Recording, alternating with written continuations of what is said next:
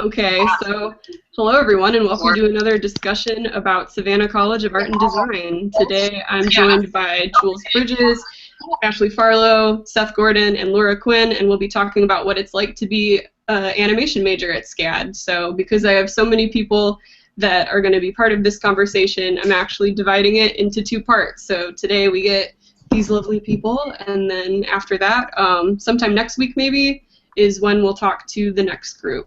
But we'll get things started by, I'll have you guys introduce yourselves to everybody, tell us who you are, when you attended SCAD, and what you're currently working on. So we'll start with Ashley. Sure. Hey, I'm Ashley. I went to SCAD from 2010 to 2014.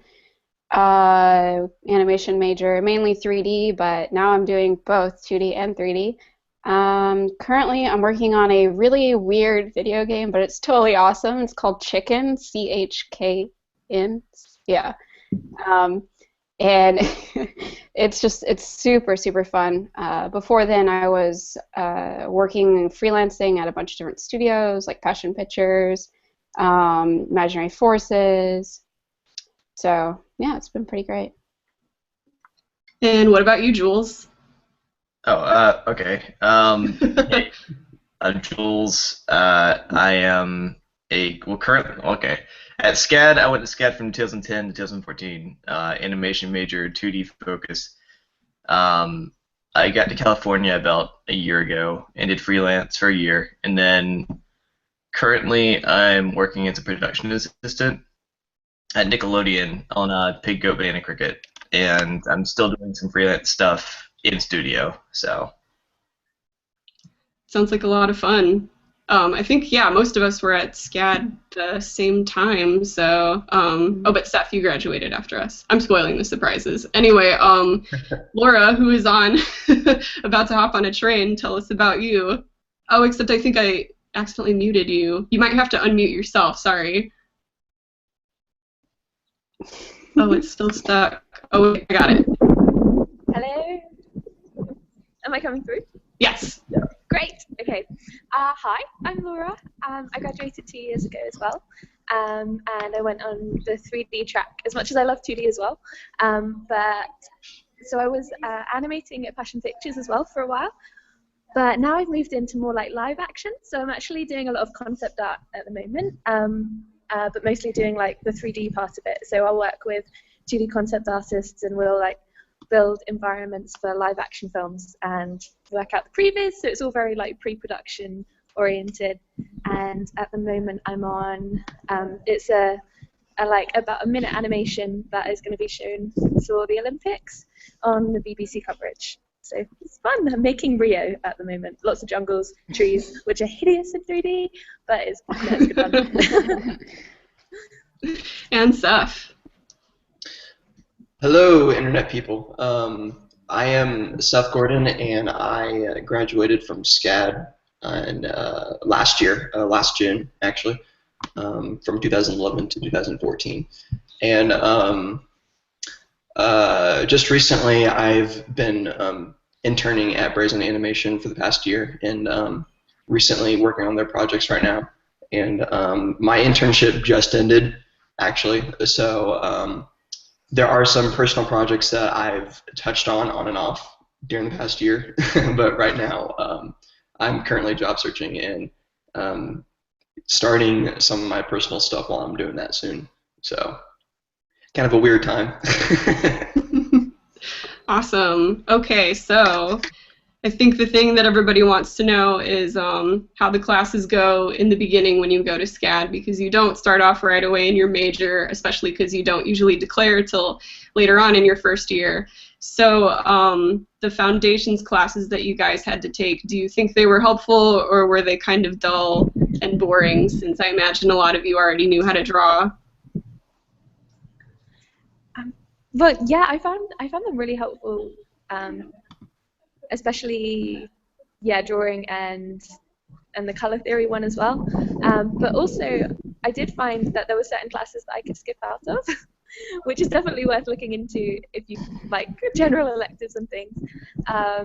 Because coming in as an English student, I had no idea how the American system worked at all. And so I just kind of got there, like landed in America for the first time and was like, oh, this is America, I'm starting classes tomorrow. And so yeah, I didn't realize until after my first quarter that you can skip out some of them. But no, foundation classes are the best, and I like made some of my best friends there as well, because you're with people from all different majors, which is really interesting. It just gives you a really good design base. No, I agree. If you have any kind of like free thing, Oh, I think it's freezing, Jules. One moment. Try talking now. Oh no, I think it froze. Oh no. Minors classes or whatever, like. Oh. It's all good. I feel like there's at least one thing that Those can happens take each a time.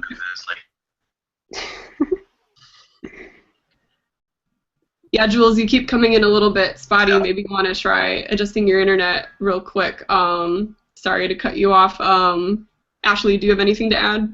Yeah, so I think especially even just like color theory and drawing one, those classes are really crucial because you might not think that they are. Like you're like, oh, I can draw it. I just need to animate. I need to learn how to animate. But in reality, those classes, even if you are good, they're going to strengthen your skills even more because it gives you more time to practice too. And there's things that you will learn that you didn't know, which it's great. It's like the foundations of animation are drawing. So. You know, drawing and design. So it's super important that you have a really, really strong foundation. And, you know, no amount of practice is enough. You just need more and more. You need to always be drawing. So even like here in New York, even freelancers or people full-time at like Frame Store or MPC or any of those commercial studios, they'll be at the life drawing sessions on Thursday at the Illustration Society. So, you know, and they're professionals and they're still doing foundational work. So it's super important to take those classes and to take full advantage of those classes. So Definitely. Is anybody else seeing like a duplicate of Jules right now? We have two Jules in the chat.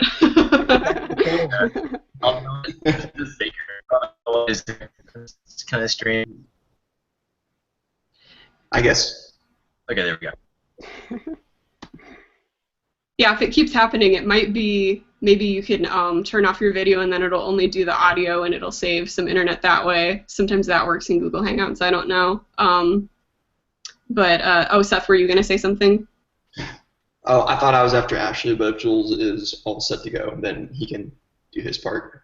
Okay. I'll try to rush it up. Continue. Before it screws me up. Yeah. Before it screws me over again. I was going to say that the foundation lessons are really fun if you take ones that are actually challenging. There's a lot of kids you'll see in here who go like onto ratemyprofessor.com and be like, oh look, this is an easy professor. I'm going to take this one, or this professor does nothing during their class. I'm going to take this one. Like, you know, it's good that challenge yourself, kids. Being honest, like foundation classes will not keep you up all night. Like, you get your work done and still be able to go to Tybee Island at night and do whatever you want to. Just don't try to take the easy route because that's going to set a really bad precedent for your future classes, especially since those will keep you up all night, and you don't want to have the bad habits of taking the easy road out. So. Mm-hmm.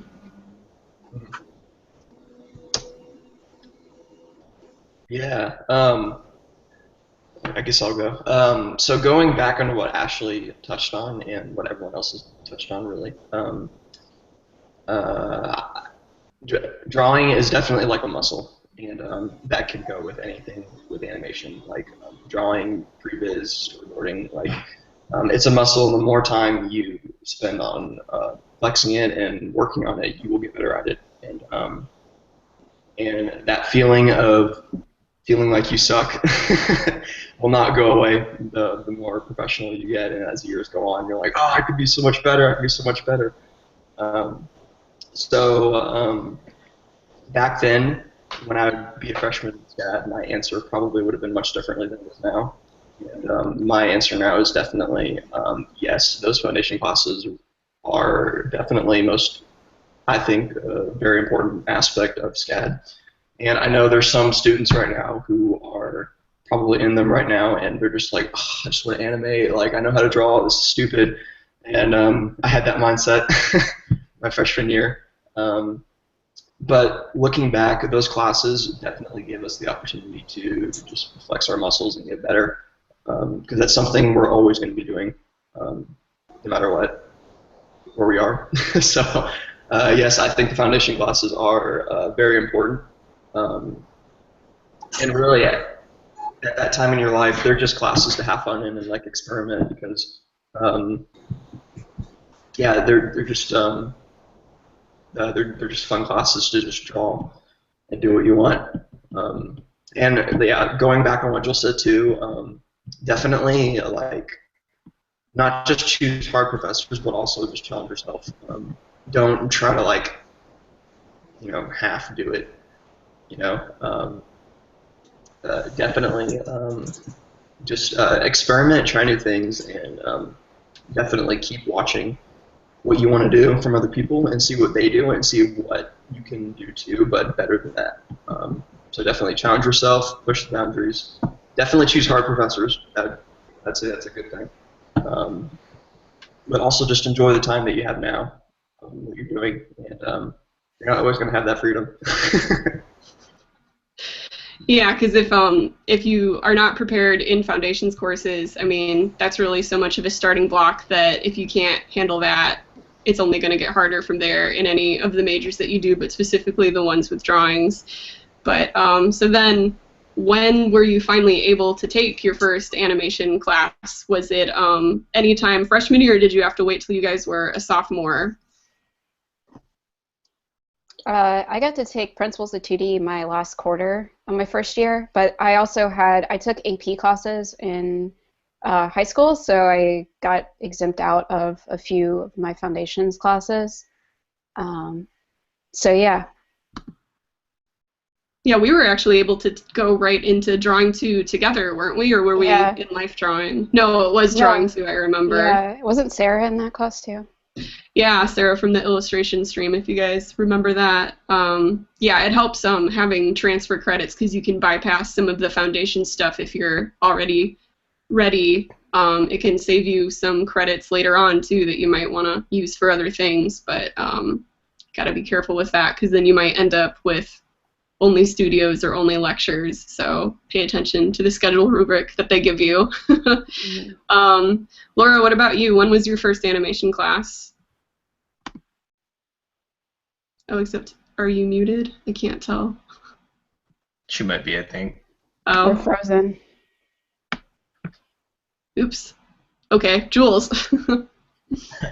Mine was the same as Ashley. My last quarter, I actually got into the rules, so it was kind of a nice way to kind of give me a little taste of what's to come. So it was fun. It was good.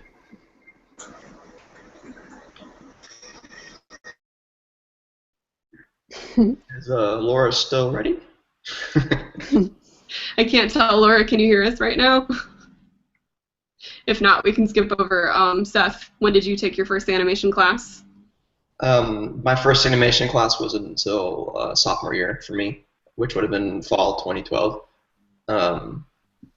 So yeah, I did do a year of just preparing my freshman year and doing foundation classes.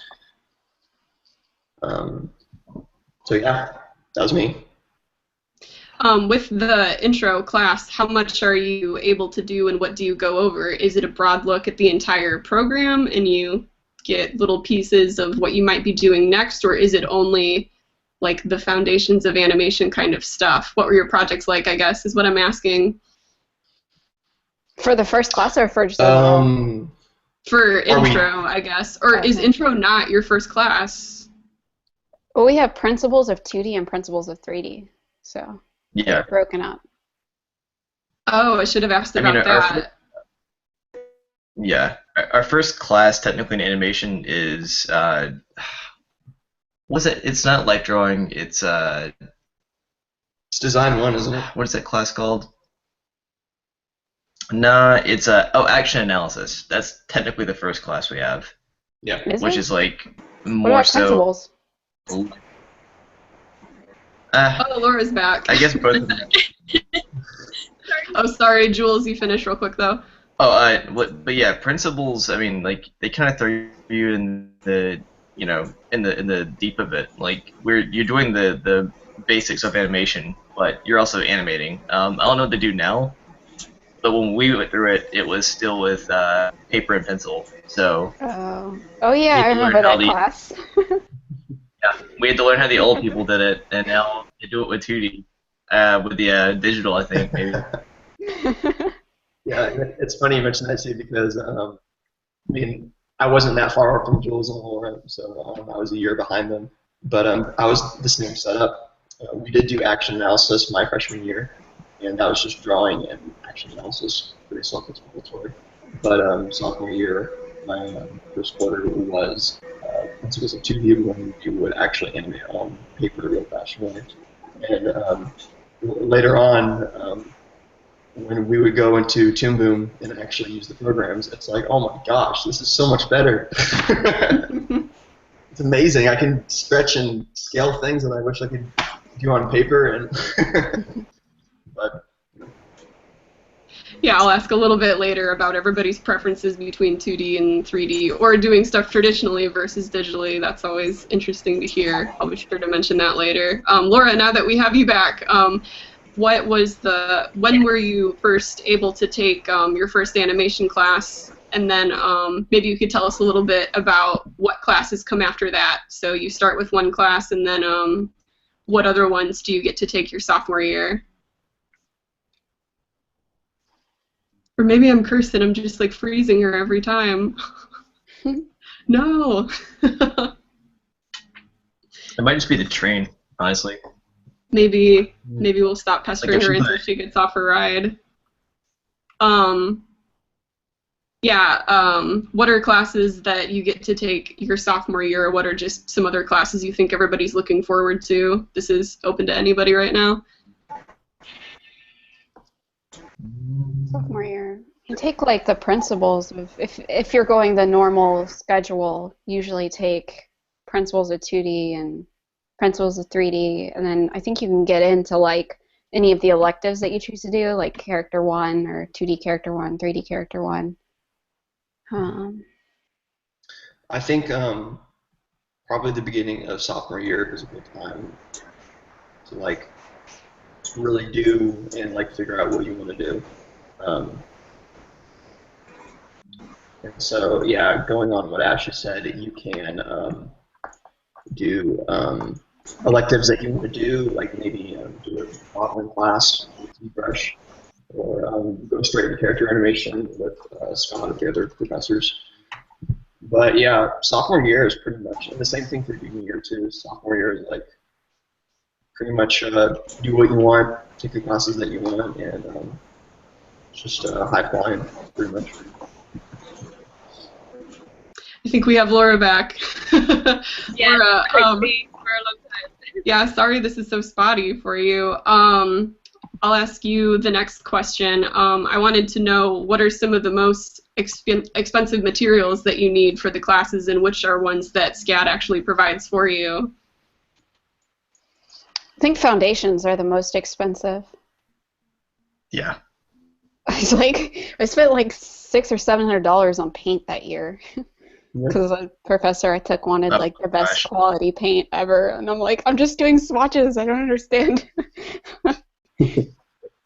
I know. I have oil paints that I will never use again.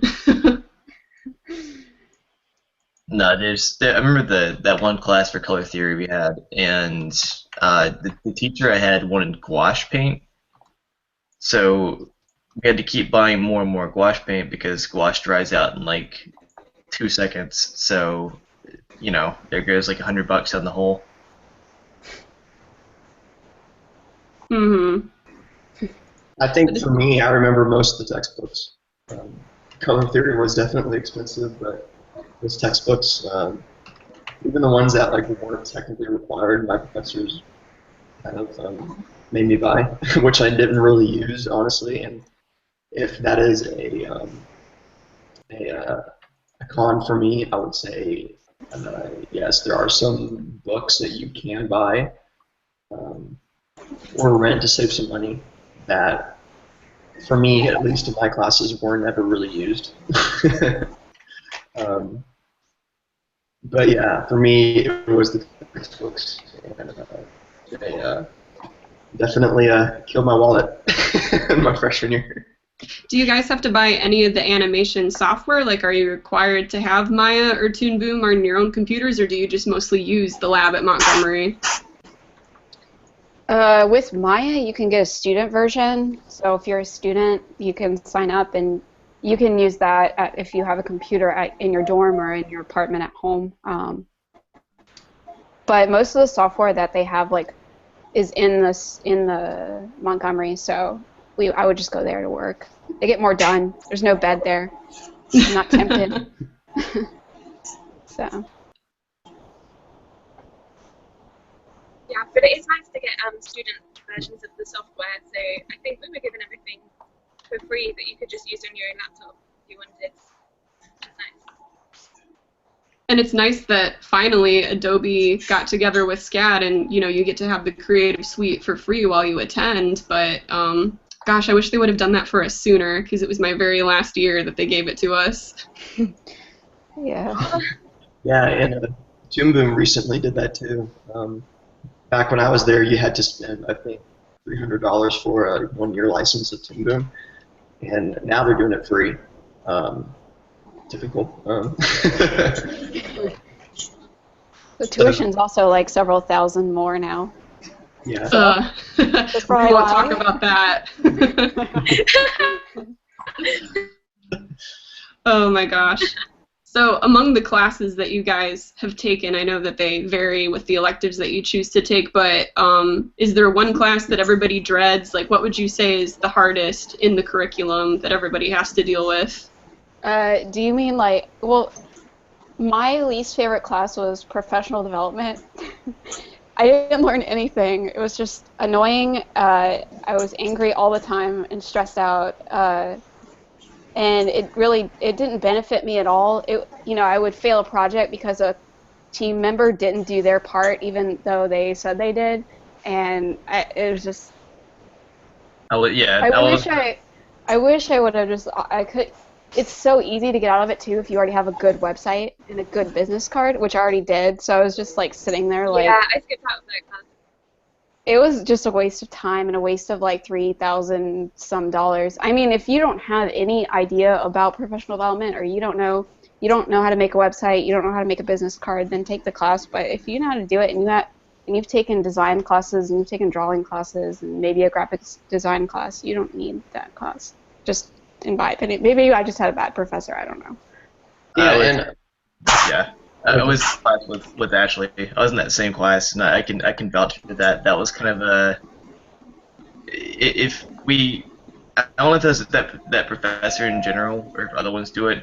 Was he the only one teaching it, or were there other ones teaching? I think he was the only one when we took it, and then the next quarter they had another professor. But I think Carly did it one quarter, didn't he? Yeah. Oh, really? Yeah, I think Carly did. He probably would have been a better professor for it. But,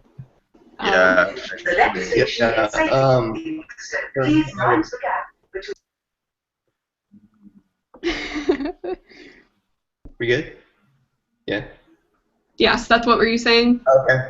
Things are kind of laggy, so I don't really know what's happening. I think it's a screen share. Yeah, maybe. Anyway, I'll just go. Yeah, I'm kind of on the boat with Ashley and Jules somewhat. Definitely, if you don't have a website or you would like to make a business card, definitely take the class. You'll learn how to do those. And contrary to popular belief, I do think that Kovacs knows to some degree how to get a job and definitely how to reach out to people. The thing that I've learned this past year while being in the industry is that Um, it's like trying to catch a fish with your hands in the river. There's really no way to teach it correctly. There's different ways that people break into the industry, and it's different for everybody. There's really no right or wrong way to do it. It's just you have to really put yourself out there, reach yourself out, and see what it's meant to be like. But definitely, yeah, take the class if you want to set up a website and just to have it there. But yeah, it is, I would say, half helpful. You wouldn't. I don't think you'd be wasting your time if you took it. I personally don't think I wasted my time taking it, but that's just me. So of the animation electives that you guys took, which ones did you like the best, and were there any of them that you took a chance on and it didn't go well? And it didn't go well? Yes.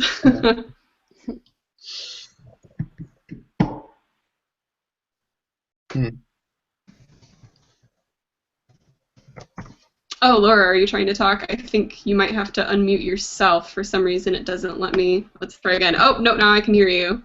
Go ahead. My favorite was taking the previous class. And just to explain briefly, like, related to animation, but it's quite often used on, like, live-action films, so not necessarily, like, animated films, but, like, literally any film. And it's like rough 3D storyboard. So because you can't really storyboard lots of action sequences very easily anymore, because they're so dynamic and they're so fast and there's so many different cameras and cuts, like in a drawn storyboard it might not make sense. So put in like virtual cameras, we're able to use all the same lenses as would be used in reality, and have an actual three-dimensional space that's like the same as the real set.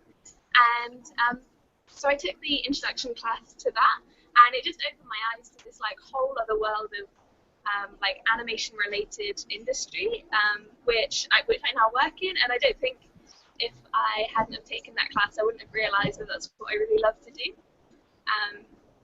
And I guess it was like the storyboarding class that then got me into the previous class because it's so closely related.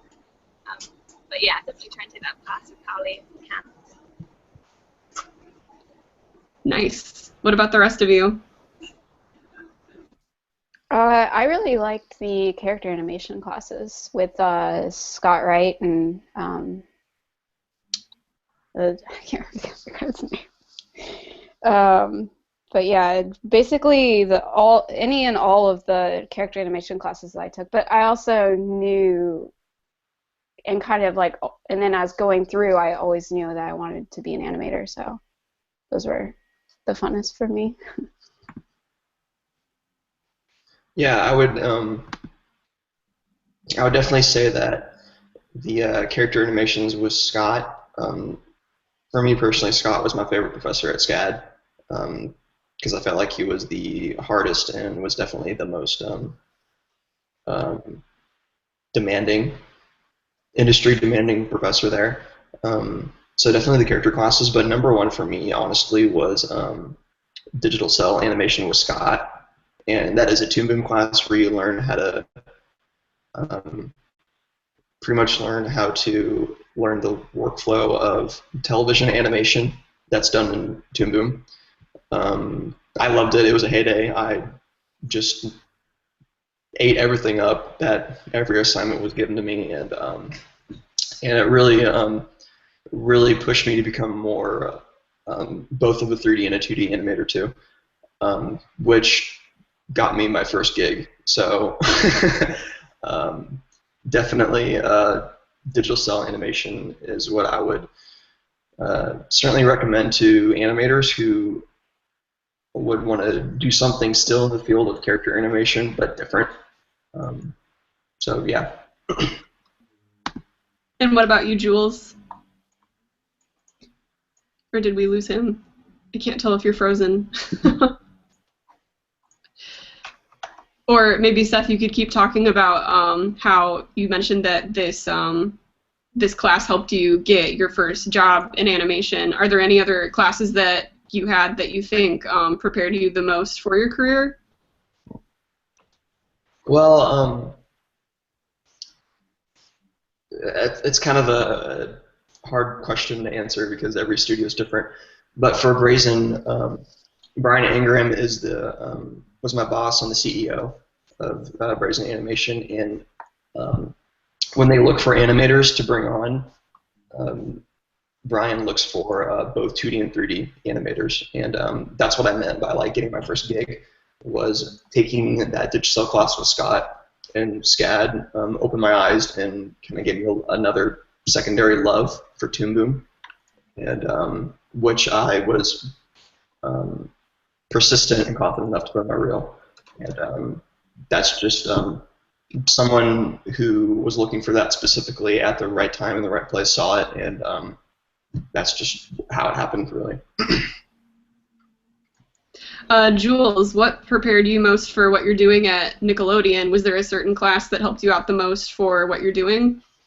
I can actually answer both questions with the answer I had provided. The class I liked most and kind of got me into what I'm doing now specifically is the principles of screen design.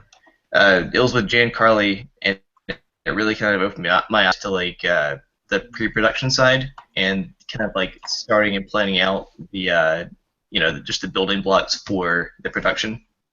So currently as a PA, I'm doing a lot of stuff with the show, making sure it runs well. Kind of like the engineer, I'm kind of making sure that the wheels are greased up and running right, nothing is messing up or breaking down.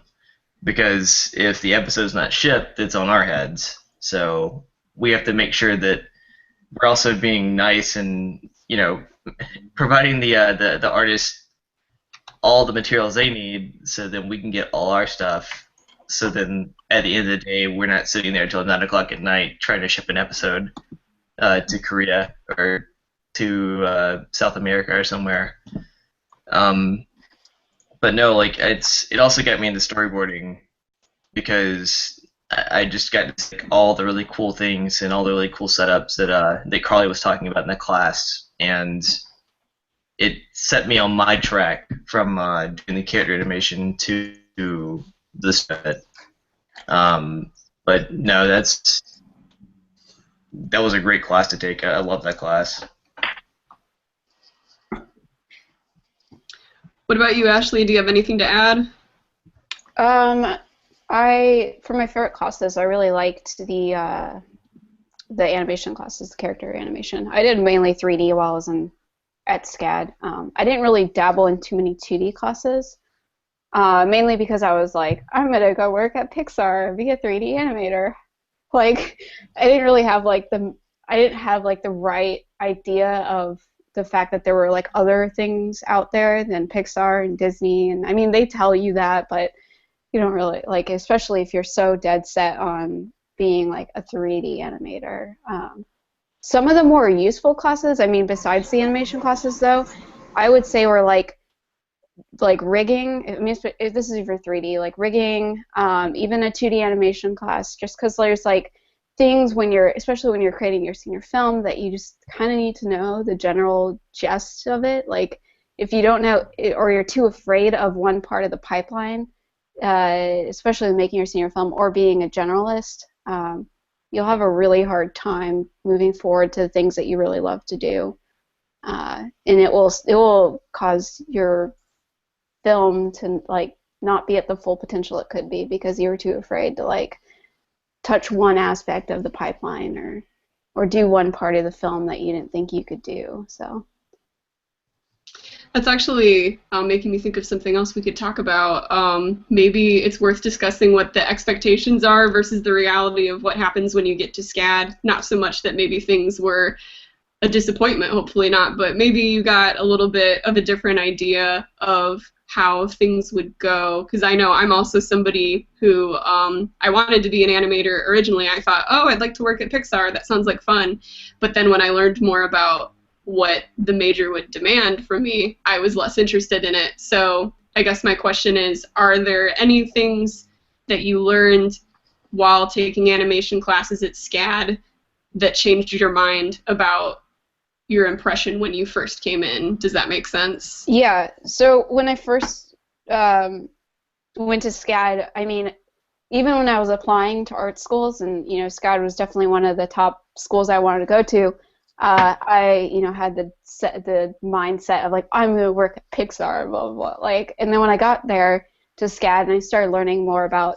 different parts of just what it takes to build animation, and then also my interest of animation and my knowledge about animation kind of grew while I was at SCAD, and I learned more about other studios, and I realized like, hey, maybe my work, I might actually fit better in like the commercial industry, because the schedules are a lot tighter, and there's like more ability for style changes and a lot of diversity in the work that you're doing, a lot of different types of styles, a lot of different types of the parts of the pipeline that you get to touch on that you normally wouldn't. Like I got to do like concept art for a couple pitches, and I was also animating and texturing and building previs. And so once I got into like as I was in school, I was learning more about other areas of animation besides like Pixar and DreamWorks. And that kind of like opened up my eyes to like the other possibilities that were out there. And then once I got here into the industry, I realized like, oh yes, this is why I don't work at Pixar, because I actually fit better here and I like it better. But I haven't been to Pixar, so I mean I still want to go to Pixar. I think everyone still does. but it's still really super fun working not at Pixar, working at another studio, working in the video game industry, which is what I'm doing now. It's very interesting and very different. I didn't know there were so many things that could go wrong with exporting for Unity, but there are. So. I want to make sure we get to hear from Laura. Was there anything that you learned that was a lot different than how you first thought? Yeah, so I mean, my thoughts are quite a lot like Ashley. Originally, when I first came, I was like, yeah, I want to work for one of the big studios.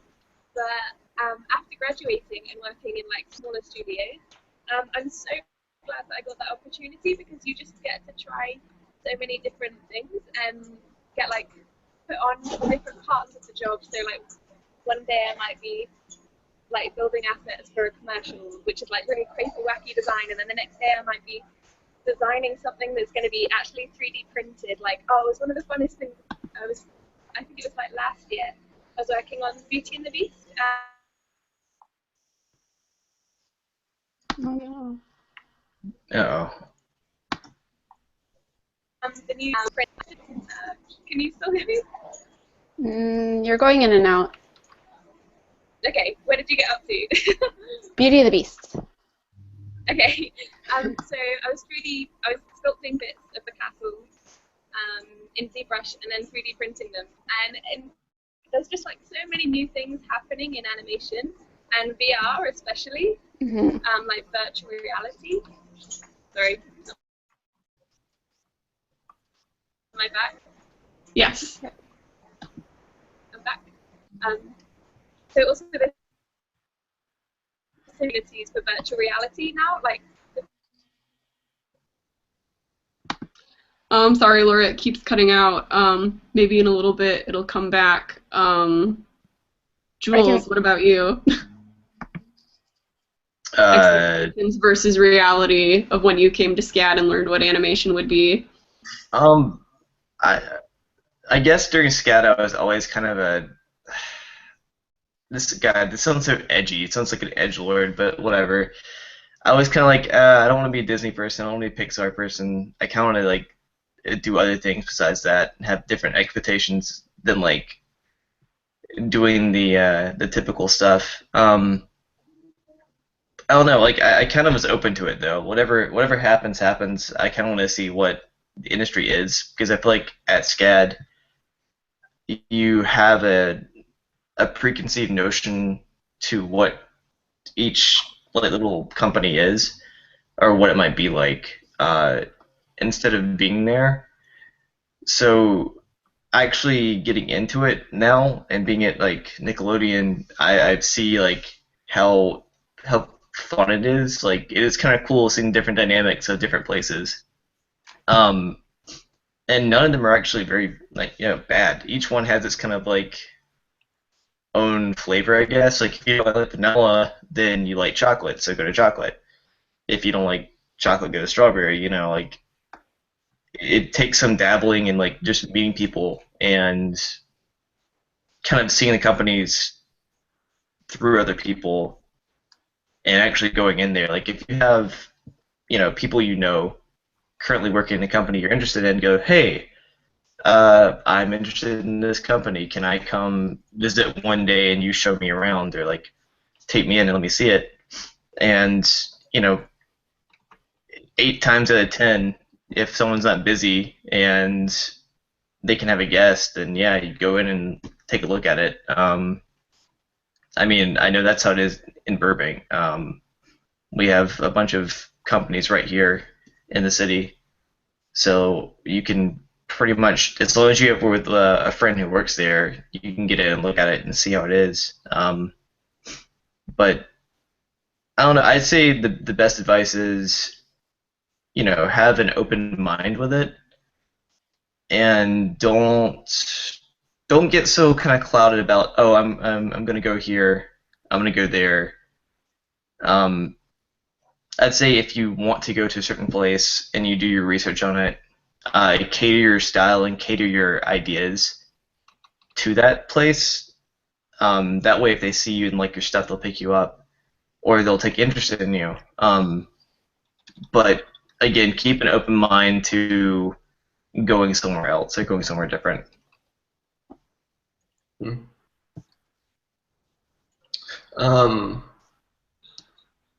I kind of had the same flow as Jules. I went into SCAD not really knowing what to expect, which is kind of normal. But honestly, I just kind of like went with the flow. I knew what I wanted to do going in, so that was a big help. And I know some people who go to SCAD and don't really know what to do, which is okay. I mean, that's probably half and half of the population there. But knowing what I wanted to do did give me kind of a head start to spend as much time as I could to perfect my skill. And also learning during school that it is very difficult to get into a high-up studio right after college, like Pixar and DreamWorks, is, truth be told, very, very slim.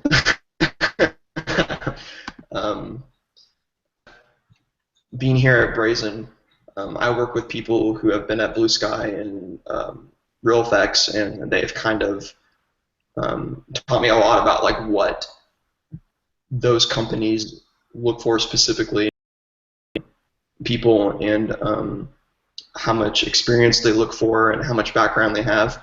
And also going on what Ashley said, there are, I think going into SCAD, I learned that there are a lot of studios in both the United States and overseas. It's not just Pixar and DreamWorks and all the others. There's so many commercial studios, so many game studios, and going into either commercial or gaming or TV, I mean, you're still going to learn a lot. And my boss told me about a guy who worked at a gaming studio for the first 2 years of his career, and he was like, I want to do feature films, but I know I'm not good enough. So he went to work and bit the bullet during the weekends and worked his butt off to craft his skill, and then he went to Disney. It's crazy. So yeah. I know kind of my advice for people at SCAD right now would be, I know it seems like SCAD seems like the biggest thing in your life right now, and at the time it is. But when you get your first gig and like realize how the industry works and like what is actually there, it's like there's so many things, so many possibilities that you know of then that you didn't really know of in school, if that makes sense. So, yeah. These are tough questions. Yeah, you never really know where you're going to end up after graduation. It can be totally different than you imagined, but that don't mean it won't be equally as awesome. I've been wondering, though, do you see a definite divide with your classmates? Do most people go to 3D and not as many for 2D, or is it more split down the middle? What do you think? I saw like a pretty even, I mean, maybe a little bit more 3D, but it was pretty even as far as like the interests for 2D and 3D. I mean, I did all 3D while I was in college, and half of my gigs here in New York City have been 2D gigs, and I didn't even really know the 2D software. I just showed up to work and I learned it. It was like, there was this one project for Google that I had done, and they wanted After Effects puppet animation, and I didn't know it at all. And they didn't tell me. They were just like, oh, we just need an animator, and so I just expected it to be a 3D project. I didn't even know it was for Google, and I get there, and they're like, oh, we need you to do 2D After Effects puppet animation, and it's for Google, and you're going to be, like, leading it. I'm like, what? I don't know. It was, like, the most stressful thing. So it's like, you know, things like that when you do get into the industry, and after you get, like, an internship or your first gig and you start getting more gigs, you're going to get gigs like that you don't know how to do something, but you have to be open to it. And you actually find that, you know, oh, I really like doing this. This is super fun. Like, why didn't I learn this in college? So if you don't know what you want to do when you get out of college, just, I guess, like, experiment with different classes, because you'll find something that you really enjoy.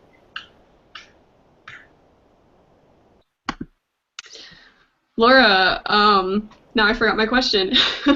Oh, I was bringing up whether or not you think more of your classmates go to pursue 3D animation or 2D, or do you think it's more right down the middle? Yeah, I think it's a really interesting like spot animation is in at the moment, because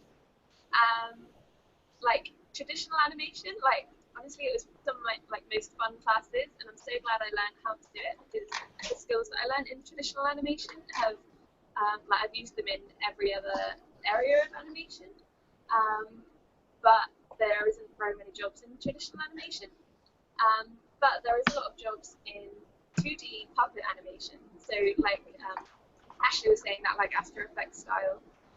So I do think it is about half and half now, and there are like especially a lot of commercial jobs and TV jobs in puppet animation, which is very cool. But personally, I really love 3D because I'm able to work, because there's such an overlap with live action, and you can make realistic stuff. And I used to want to be an architect when I was little, before I like knew what animation was. And so it's really fun now that I'm actually like building a lot of sets and building a lot of houses, just like an architect would. But sometimes they're used in animation, sometimes they're actually built. So yeah, that's why I like 3D. The next station is Woking. Change here for Guildford. Are you almost home? Sorry. No, it's okay. You poor thing, stuck on this bus. I just kind of like filter it out. I don't even realize that it's making a noise. Oh, it's okay. Seth and Jules, what about you guys? What do you think? The question was what again? Oh, if you think there are more 2D people or 3D people at SCAD. You know, I would honestly say it's maybe like half. I'd say half and half. The way that SCAD's projects are split up are kind of split up in a way to where they give the students an option to do half and half.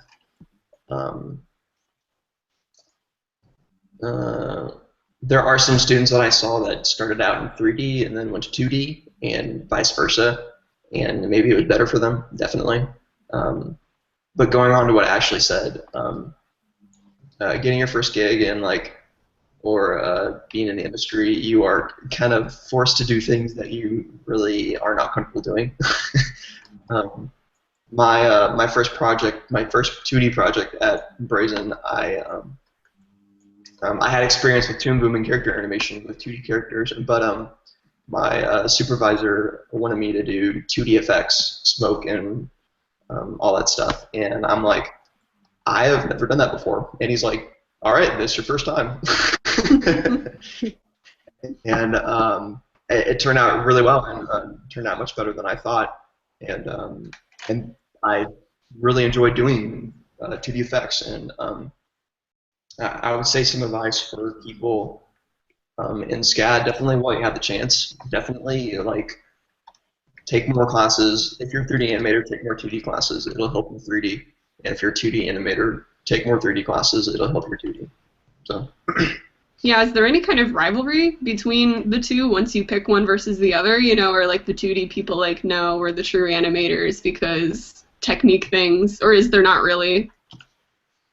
There's a little, not mean rivalry, but definitely a friendly rivalry. Yeah, there's a lot of 2D animators who I have seen that started out in 3D, and they wanted to do good in 3D, but they felt like they weren't good enough, so they went into 2D. And then I've seen at the same time some rivalry and some jealousy.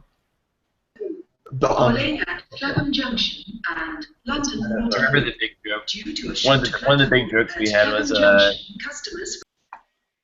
one of the big jokes was us being like, if you see someone go to 3D and like just kind of egging them on, be like, oh, you can't draw, huh? You're not good enough to draw for 2D, huh? I had to go to 3D where it's already drawn for you. And it's not the case at all. It's just someone goes, I want to do 3D because I have more fun with it. So I don't know. I'm sure they had something back. I was with the 2D crowd, so I'm sure they had things they said about us and made fun of us for probably with senior films. Probably after they got their stuff rigged and made already, they animated it in like 1 quarter and go, oh, you still working on your film there? You still having fun with that? Yeah. So. Oh, yeah, that makes me wonder, are there people in the animation department that just really don't like to draw? Because oddly enough, in the sequential department where you have to draw every single thing ever, there are people who are just like, oh, drawing's the worst, I don't want to do it. And I'm like, why did you do this to yourself? This was a mistake. To be honest, I have seen that, which is kind of a shocker to me. But for me, the reason why I pursued 3D was because, I like to draw. I draw all the time. I try to draw every night for a little bit. Sometimes it doesn't happen. Sometimes it does. But I chose 3D because drawing traditionally on paper, my first impression was I love drawing. This is fun, but this can get very tedious on paper. And for a while, I kind of had like a mental mindset of like how that's all 2D is just like single frame drawing.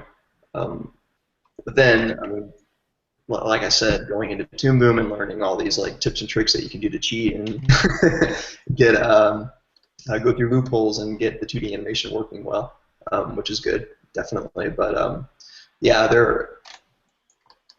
have seen some people who don't like drawing at all, and it does kind of raise the question as to why you are in the animation department. Putting all judgments aside, definitely. Yeah. So. Yeah, I just wondered because it's definitely in our department, and I'm just blown away. Oh, Laura, were you going to say something? There's just something came to mind that Professor might have said before, and it was that, so don't take any offense, but I don't want to offend any other comments, but that sequential artists, oh no wait, let me get this right. Sequential artists are lazy animators, and then illustration artists are lazy sequential artists. And so, I don't know if that's true. I'm not saying it's true, but just like be warned, animation is a lot of hard work. I mean, I think it's worth it, but you just need to be ready for that, and a lot of the hard work is going to involve drawing. So, yeah.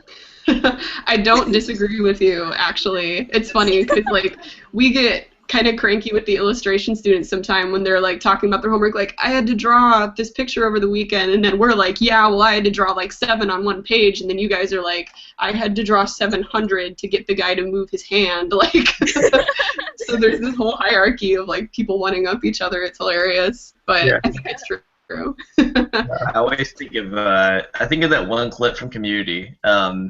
There's that one clip that's like where a guy quit work or something, and he's like animating now, and he shows someone his clip of animation, and it's like a guy getting out of bed, and he just stops and he goes, "Oh, did it freeze?" He's like, "No, that was it. That was 2 weeks of my life."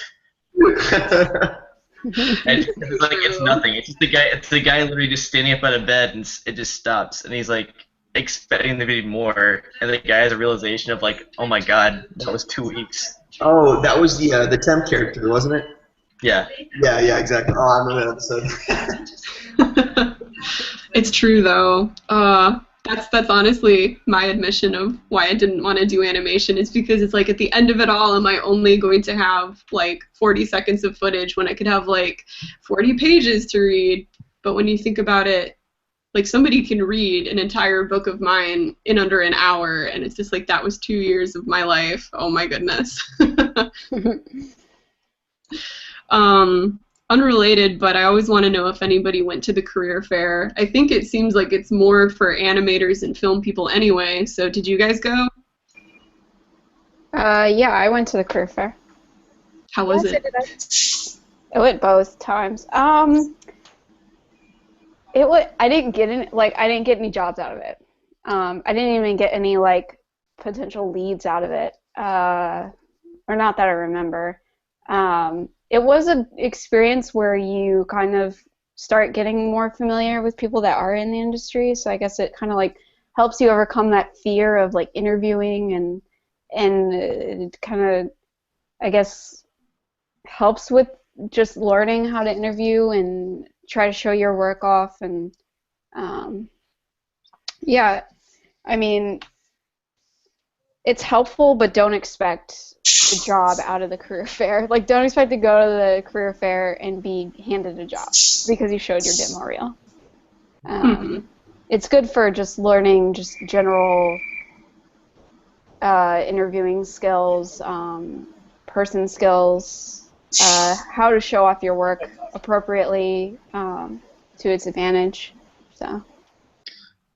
Yeah, I would say I did go to the career fair. I didn't go my junior year, but I went my senior year because I was more prepared. So how it's set up is that you do mock interviews, like 5-minute, even less than that interviews. And I know friends in the industry who have done career fairs, and they have told me that it is very tiring and it's not their most favorite thing to do. But this is just me personally. I feel like most of the companies that do go to the career fair are there to promote and not hire, which is kind of a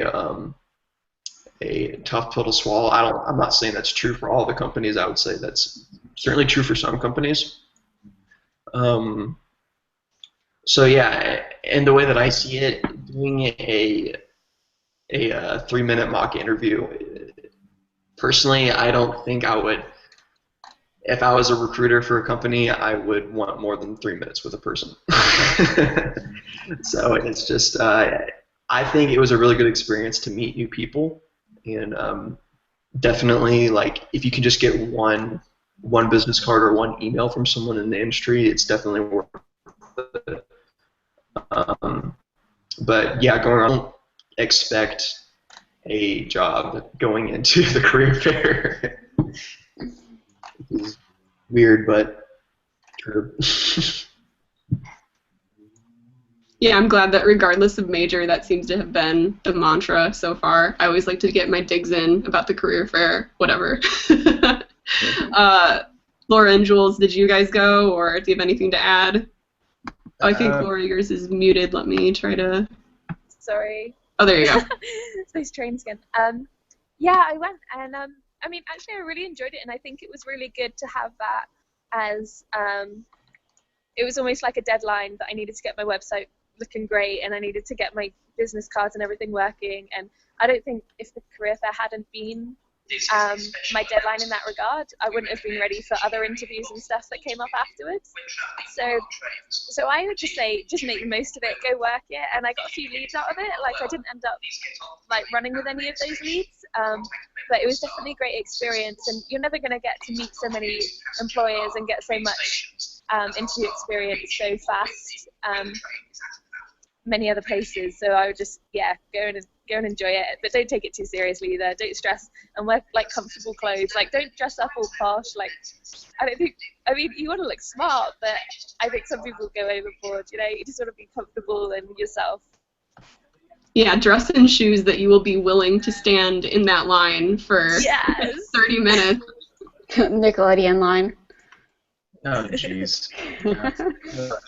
The same thing thereabouts has been saying. Like, I say, if anything, go there with the mindset of, okay, I'm going to practice interviews. I'm going to practice talking to people who are providing me jobs. Don't go there expecting to get a job right off the bat. You know, dress nice, but don't like go suit and tie and stuff, because you never know. Some companies are into that stuff. Some companies are like, oh wow, hey dad, what are you doing?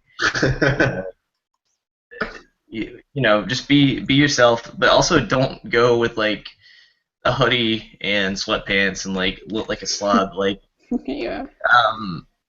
You know, just practice. Use it for your practice, especially junior year. Junior year, just use it as like a way to get used to talking to people who are in the industry already and who will be providing you the jobs and the interviews. That way, senior year, you can go there and knock it out of the park, and then maybe through doing that, get a job from it or an internship or something.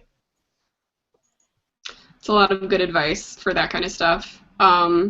Do you guys have any advice for final quarter seniors? Do you have anything you wish somebody would have told you in the last stretch of it all? Just rig the character yourself. There's auto riggers out there that will do it for you. Like, rigging, especially because your senior year, you're making your film, or at least finishing up on your film. Some people start junior year. And I saw this with so many 3D kids, including myself. We all were afraid of rigging, which if most people that are probably watching this are animators, so they know what I'm talking about. It's building the bones for the character so you can animate it, like building the controls. It's very technical, so a lot of animators don't usually enjoy rigging. But I felt like my film was put back by like 3 or 4 months just because I couldn't get the rig finished. I couldn't get an animatable rig when I probably could have just downloaded an auto rigger and done it myself, but I was too afraid. And I saw that with so many other students. We were all just like, we can't rig, we don't know how to rig. And there's like 2 riggers in the whole department, and they were like slammed with like 300 students or something. Oh my God. So, when you're the only rigger in your class, you're gonna have a bad time. Yeah. And you know, the funny thing is like, even, I mean, right now I'm currently rigging for this video game, but yeah, I learned rigging in the industry while I, was animating, and I was like, man, I could have done that in like a day if I would have just learned. But I was just afraid. I didn't think I could do it. Like, and I think maybe that's not for everyone, but I think a lot of people do have that idea that, oh my gosh, rigging's too hard, I just can't, it will take me years to learn it. And it's like, it really only takes a couple days to learn. And it's not as hard as you think it is. I mean, it is difficult, and there's definitely some aspects of rigging I don't understand, but like the basic rigging, just to be able to animate my character, I would have been able to do that. So that's what my about advice. you, Laura? What was the question again? What advice? Oh, if you have any advice to final quarter seniors. Okay, yeah, I would just say, like, I mean, there are some people who do like really great long films that are like really big crews and everything, and they've done such a great job. Like in our year, there was some really beautiful films. But on my film, I found that like I had similar problems to Ashley, as in that I was scared of rigging and like other things that maybe I should have just like jumped into and done it myself. But I mean, I did have a great team and stuff, but I realized that I was going to have to cut down my film a lot in order to get it done on time. And I probably made that decision a bit later than I should have. I think maybe like focusing on making a really good but short film is probably a better idea than trying to make a really long, mediocre film. Because at the end of the day, you want something quick that your employer is going to see and be like, oh, that's great, I want to hire them. They're not going to want to hang around for like 3 minutes to see the entire film. They're just going to see like a few seconds of it and then be like, yeah, that's the kind of person I want. So yeah, just keep it short and sweet. Also, if you're talking about final quarter seniors, I would say don't stress so much right away about finding work, because I mean, me and Laura were lucky, but for a lot of people and a lot of my peers and are very talented, it just took a little bit longer to find that opportunity. And it has nothing to do with your like works, like your skills or like how good your work is. It's just that certain timing that you need for someone in certain spot to see your work, you know. So it may take like 3 to 6 months or even a year before you get like your first real big gig that really kicks off your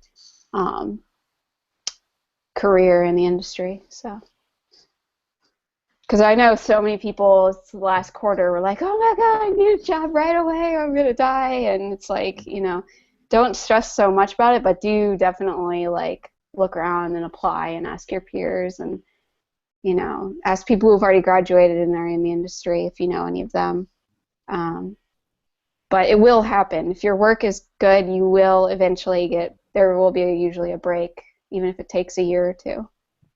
So. Yeah, I think in all departments there's this pressure to think that there's only one way out of SCAD. It's like you have to have your portfolio and everything together, ready online on your website as soon as you walk out the door to your internship that you have in California with the company of your dreams, which will then hire you on the spot immediately after completion. Like that's the vibe that everybody gave me, and I was so frustrated when that's not how it went. Yeah, and I would say, adding on to that, don't think because you don't have a job lined up, don't think that you are a bad artist in general. I didn't get contacted until like mid-July after graduation. I mean, my downtime was small, but I didn't have that mindset of, oh my gosh, I need to get a job. I don't have a job lined up. I must be a terrible animator. You know? And so don't let that be your validation. Don't let it control you, or don't let it consume your mind. So if going back to the question, if I could give last quarter seniors, or any senior, no matter what quarter you are in general, just make your demo reel as awesome as you can. Your film is a fun project. I would say don't stress about your film too much. When I got interviewed for my job, my boss and the other animator who interviewed me we didn't talk about my film that much. They just talked about my demo reel. And there are some mentor at Brazen who was at Blue Sky, has never made a film before, and he graduated from Animation Mentor and made an awesome kick butt reel. So advice: don't worry about your film, guys. If you're doing good in it, awesome, finish it. If you feel like you're not in a good spot, that's fine. Just work as much as you can to get to a certain point, and definitely leave time to work on your demo reel before you leave SCAD. Because if you don't, you probably might not be in the best spot as you should if you don't have your reel to the way that you want it when you graduate. But again, back to what Ashley said, don't let you not having a job lined up validate who you are as an animator. So. Yeah, the same vein is all that. If you are a last quarter senior, yeah, don't stress over it. This is not your magnum opus. This is not like the final piece of your work, so don't stress about it. If you're not a final quarter senior, then I hope you did a really short film and you just were like, you know what, it's a film about a guy getting slammed into a door, and that's it, and it's 30 seconds long. And do that and make it the best you can. Um, but yeah, don't stress about having something lined up after SCAD. I remember like during my final class, like there were like almost everybody in the class was freaking out, and, like would come to class stressed out, like I don't know what I'm gonna do, I don't know what I'm gonna do. And some people were like, ah, I've got an internship or I've got this job lined up, so I'm fine. And then like I remember Mauer when he was there teaching, he goes, "Oh, are you stressed?" And I'm like, "No, I'm gonna take a year off." And I did. I took a year off. I sat at home and just kind of relaxed, did work at my own pace, did personal work. And you know, when you take a year off, don't like take a year off from work. Like, make sure you're still getting your demo reel or your portfolio, whatever. Like, still work on that. Don't just take off and do nothing, because then you're gonna get rusty. But don't be afraid to take a break for yourself, because SCAD puts you through a lot of stuff, and it can make you very stressed, and you not know about it. I think I still have a kink in my back from those stupid metal chairs. But yeah, don't worry about it. Like, I took a year off, and then I got to California and did freelance for a year, and then after that, I got a job. You know, so don't worry about it. Like, there's no set path. There's no like one giant road saying like, oh, you have to do this to do this to do this. It's kind of like a choose your own adventure book. So there's different branching paths that can lead to the same ending. Just don't stress about it. I'm glad that you brought up the point about like taking care of yourself physically too, because there's not enough emphasis on like running yourself ragged and the importance of stepping back for just a little bit to recover, because it's a real deal.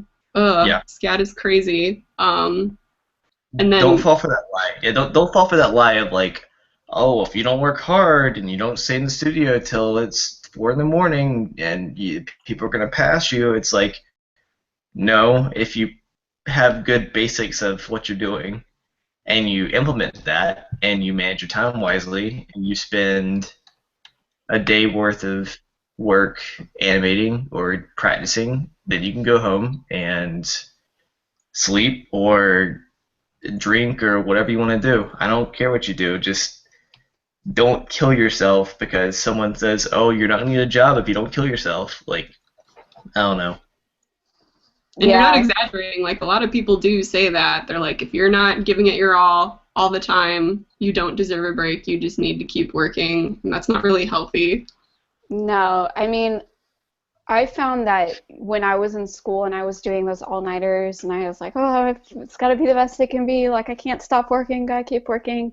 I ended up always getting sick or just the next day, like, I wasn't retaining the information my professors were telling me.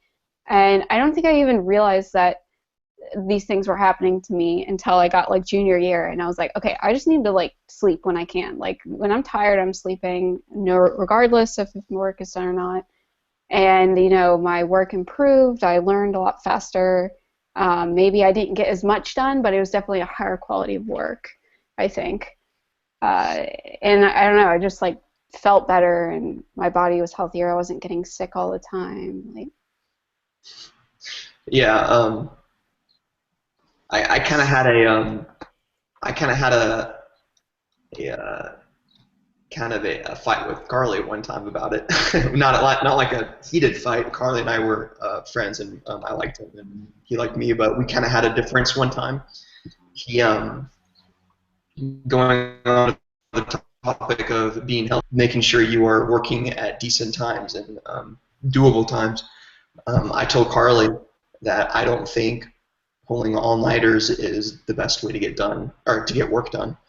I think taking care of yourself, being healthy, getting good sleep will make you choose good decisions on what you do. And if you don't get enough sleep, it will affect your work. And I think not sleeping is the worst thing to do to you when you're both in the industry and also in school. And then Carly was like, "Oh no, you got to do whatever you can to get it done." And I'm like, "Yeah, to some degree, definitely, but it also requires a sense of responsibility of setting the times that you need to set, and this is studio time, this is girlfriend time, this is family time, balance, and my mentor at Brazen, definitely a really good guy. He taught me a lot about balance. He said the most balanced animators are the most successful animators. Splitting your time between studio, family, life, and definitely all that stuff. And just being healthy, working for people more than yourself, to me, will be a better drive than just simply working for yourself. Because working for your pride will wear off eventually, and then you'll have no drive.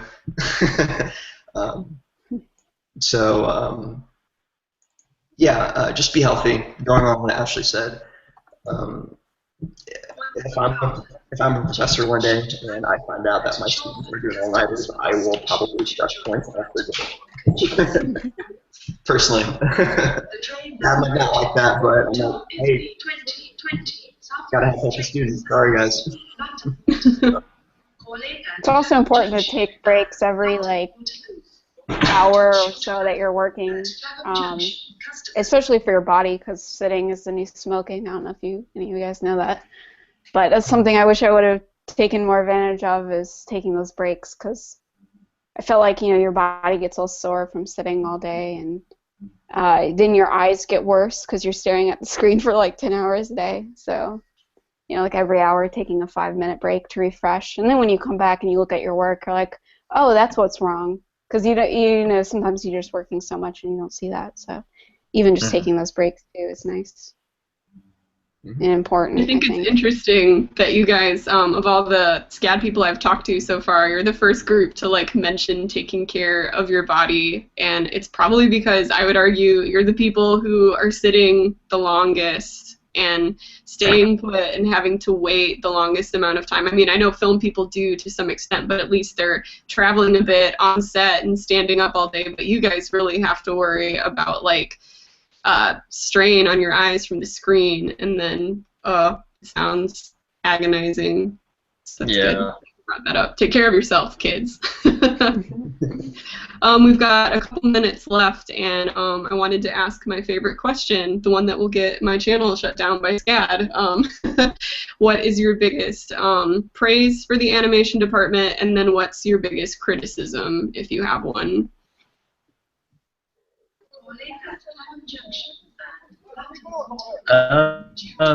First, my biggest praise for the animation department is the fact that the professors are very much are in love with the students. They really do want to see you thrive and grow as animators if you put in the work for that.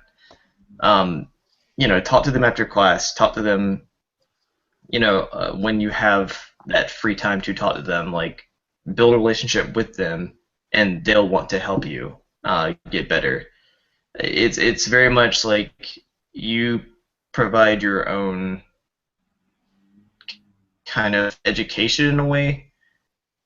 I remember when Lewis Cook was teaching for concept in senior 1, me and him hit it off great, and he was really good at inspiration to me. Kind of concepting my film and learning how to do storytelling right, and overall just thinking differently and out of the box when trying to concept ideas.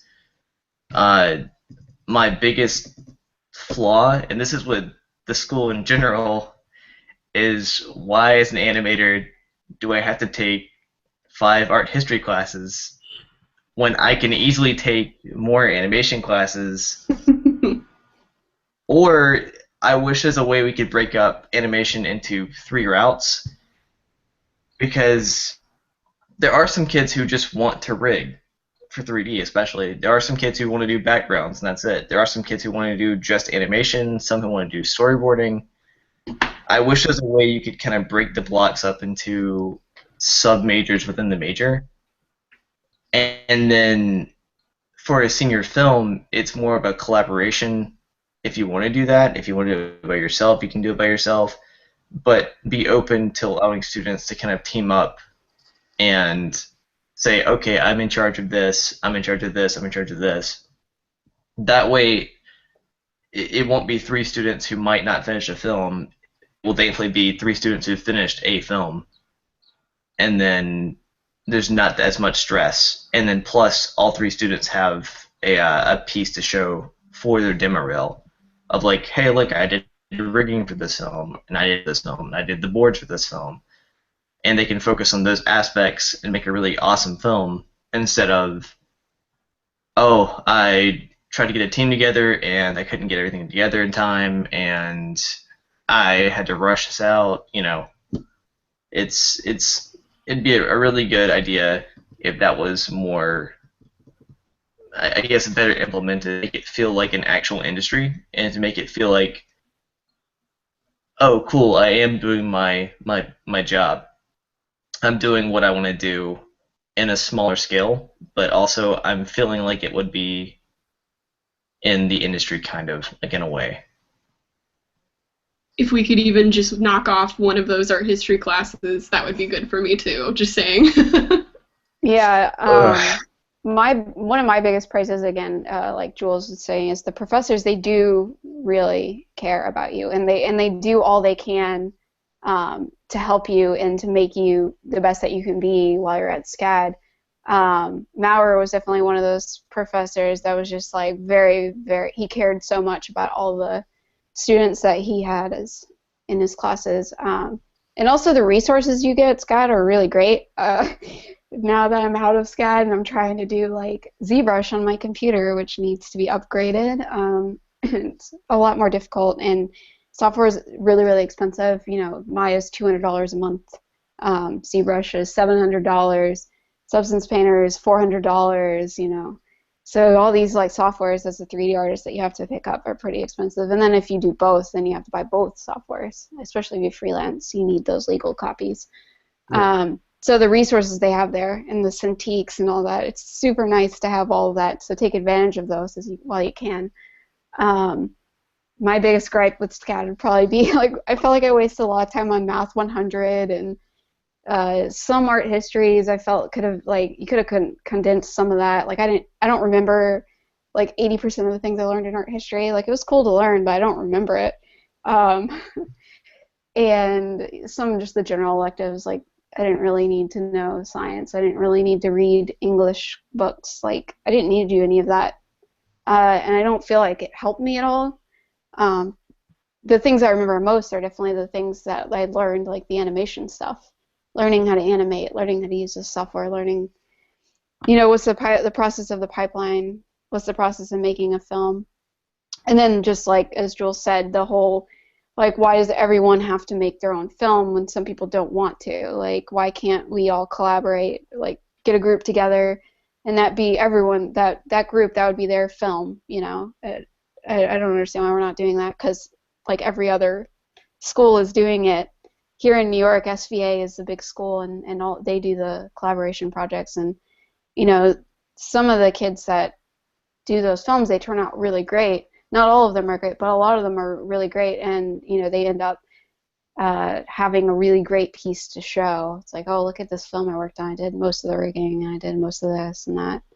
And it does feel more like the industry than doing your own film, because when you're in the industry, you're not going to be the only one working on something.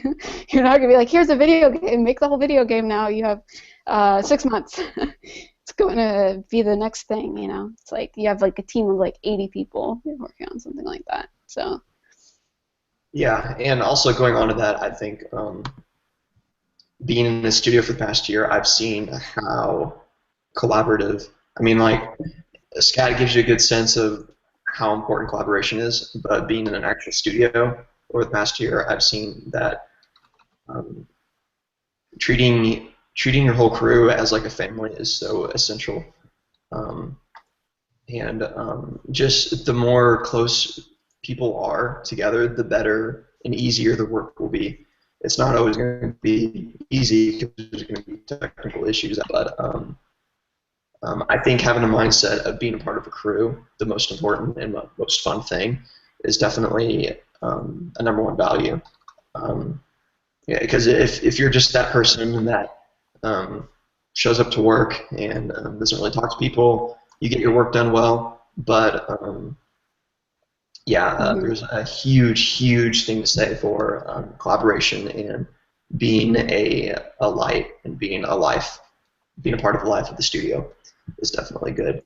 But for the question, definitely I'm gonna jump on the bandwagon and say the professors were my most favorite part of SCAD, and they really do care for you. I only had him out once, but he was awesome, and I wish I would have taken him more. Scott Wright, I mean, Yeah. I would not be the animator I am today, and I probably wouldn't have gotten my first gig if it weren't for Scott. I know some people are very intimidated to take him because he is a super harsh grader, but he, coming into the industry, I realized that Scott is a lot easier on you than I thought. Yeah. It's a whole new level when you get into your first studio.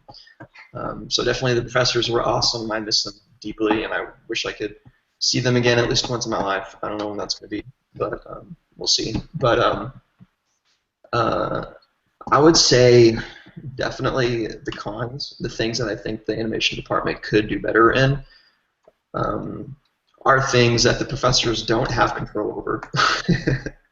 And there are some decisions that the board of the animation department have made that I don't really agree on, and some of the professors don't really agree on too. And I think SCAD's biggest weakness and strength is its size. The fact that SCAD is so big, you get a really good experience of what it's like to be in a big studio. But also the fact that it's so big and the student-professor ratio is not balanced at all.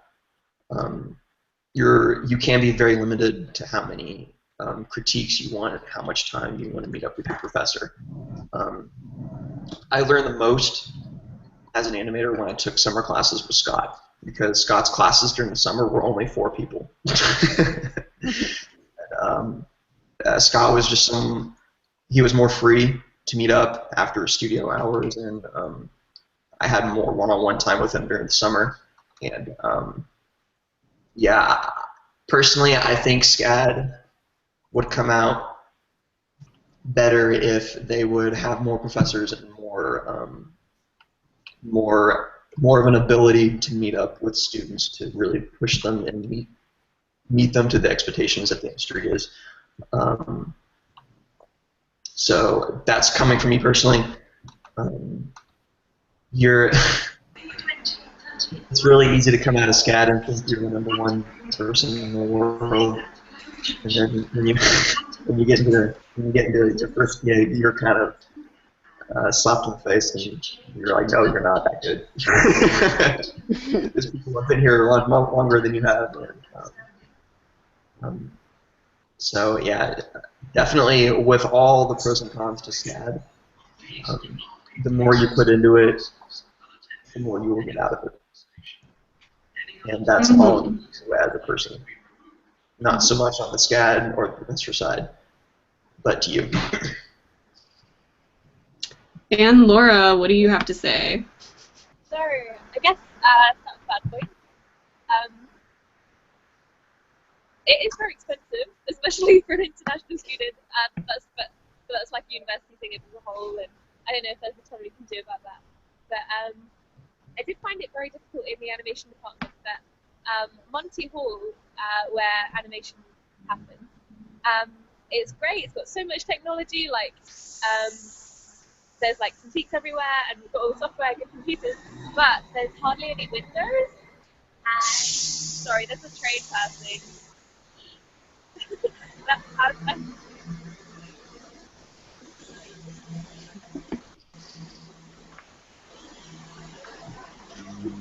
I'm so glad that you all have like stuck through all of this technology stuff going on today. Okay, it's gone. Okay, sorry about that. So yeah, Montgomery Hall is great. It's got so much great technology, but there's no windows, and so I found that very difficult. Like just working, like some days I would go in really early in the morning when it was dark, and then I would leave at night and it was still dark, and I was like, I need sunlight. So yeah, there was other places that I found to work instead, like in the illustration department. Sometimes I'd sneak in there and hope no one knew I was animation. And like in the library I'd work sometimes because they had like skylights and it was fine. I could still see the computer screen. So yeah, that was one thing that annoyed me. But yeah, I think like agreeing with the other guys, the best thing about SCAD is the people. Like they have so much great technology. Yeah, and you have like great assets and resources that you've got access to, but really like the wealth of knowledge that the professors have, because they know what they're talking about. Like they have so much industry experience. But also I don't think we should underestimate how much like your peers know, how much other students know, like, and how much even like if you make friends in the film department, like you can learn so much that's going to help you with animation. And friends who are like writing majors, like they're going to help you make better films. And like fashion majors, obviously, like they're going to know how to design things well. And so I would just take advantage of like all the people, like, oh, that sounds awful, don't take advantage of people, but just make the most of make the most of friends in different departments, and your friends in animation, like, and if you're in 3D you can learn so much from 2D artists and the other way around as well. And so I guess that's kind of going back to the last question as well, like if you're in your last quarter at SCAD, like just remember that those are like really great friends that you've made there, and you don't want to spend all your time like 24/7 working on films when you can also be like just spending time with some of these people who are going to be friends for the rest of your life. So yeah, just make the most of your time there and enjoy it, and yeah, you're going to really make great friends. So yeah. Yeah. Going on the friend thing, definitely, it's important to have that network. I would say like 50% of my freelance gigs are from people who went to SCAD with me and they live in New York City, and for some reason they couldn't take an animation job, so they recommend me, and then I end up with work. So it's not like I'm not saying like, oh, only make friends because in the future you'll get work, but it's definitely like that networking and that having that group of people who can support you and be there for you and be your friend and hang out with you is really important. And you'll find yourself being really lonely and depressed if you don't have that network while you're there at SCAD and even when you get out. Because if you move to a big city like LA, San Francisco, New York, anywhere really, and you have at least one SCAD grad that you know of that lives there, you guys can like hang out and you won't feel so lonely, and and then you become friends, or you already are friends, and it's great. So it's definitely important. It's true. Life after graduation is so different. That's why it's good to like keep people close, whoever you can, or do little live stream hangouts like this, so I get to see all of you guys again. No more plane tickets to Georgia. I think that's about all the time we have today. It doesn't look like we have any stuff in the Q&A chat room, but that's okay. I think you guys were pretty thorough with everything. A lot of good stuff. So this is the first part of the animation live stream.